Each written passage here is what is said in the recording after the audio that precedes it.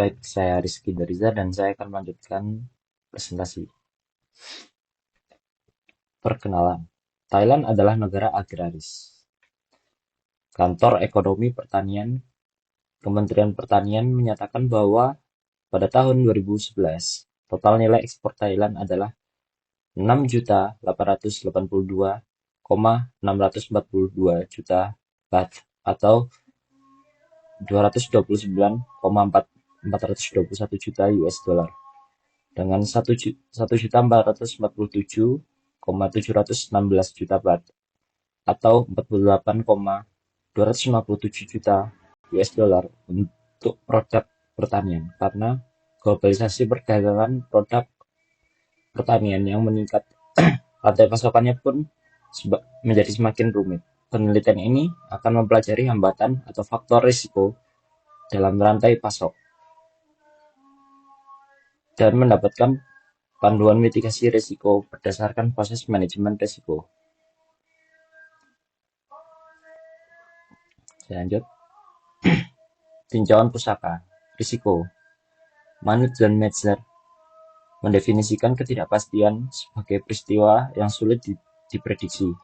Kemungkinan hasilnya, sedangkan risiko terdiri dari 3 komponen, yaitu kemungkinan kerugian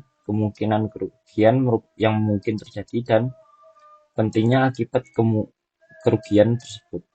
Kahn dan Burns telah membandingkan definisi risiko dan ketidakpastian bahwa risiko dapat diukur dan diperkirakan kemungkinan hasilnya, sedangkan ketidakpastian tidak dapat diukur dan diperkirakan. Norman dan Jensen menyatakan bahwa risiko dapat diukur dengan probabilitas terjadinya peristiwa utama, mengukur konsekuensi, dan peristiwa tersebut.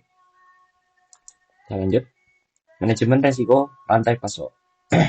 Tang menggambarkan 4 pendekatan dasar yang dapat diterapkan oleh organisasi selama koordinasi dalam rantai pasok mereka. 4 pendekatan dasar adalah manajemen pasokan, manajemen permintaan, manajemen produk, dan manajemen informasi.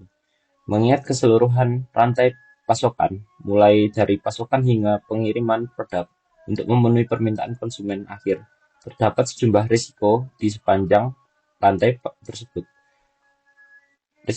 Faktor risiko utama yang terjadi pada rantai pasokan internal dan eksternal adalah risiko pasokan, risiko operasional, risiko keuangan, risiko permintaan, risiko informasi, krisis ekonomi, perubahan peraturan dan regulasi pemerintah, masalah ketenaga kerjaan, bencana alam, dan bencana akibat ulah manusia, dan lain-lain. Saya lanjut. Rantai pasokan. Rantai pasokan produk segar. Petrol dan kawan-kawan telah mempelajari manajemen rantai pasok sayuran segar di Provinsi Nakhon Pathom dan menyatakan bahwa pemangku kepentingan dalam rantai ini dari hulu menuju hilir terdiri dari petani dan pekebun, pengumpulan middle stream, pengolahan dan eksportir, dan terakhir diserahkan kepada konsumen baik untuk pasar domestik maupun luar negeri. Produk segar dalam produk yang mudah rusak yang meliputi buah-buahan, sayuran, makanan, bunga, daging, dan lain-lain.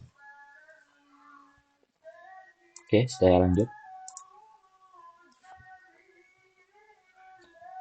Metode penelitian, teknik kualitatif diterapkan pada penelitian ini. Wawancara mendalam digunakan untuk mengidentifikasi risiko dalam rantai pasokan produk segar di Thailand. Sampel terdiri dari petani, pengepul, pedagang besar, pengolah, toko eceran tradisional, dan konsumen dalam negeri yang dipilih berdasarkan tujuan menggunakan teori pengambilan sampel.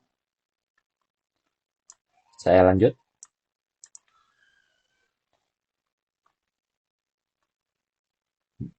Pendapat kelompok dengan menggunakan strategi 4T, yaitu trade, transfer, terminasi, dan toleran, dapat diketahui bagian mana yang mendapat nilai yang tinggi, sedang, dan rendah. Dengan tingkatan tersebut dapat jadikan bahan evaluasi agar bisa menjadi lebih baik ke depannya. Saya Rizky Teriza, terima kasih ya. Apabila ada salah kata, mohon dimaafkan. Assalamualaikum warahmatullahi wabarakatuh.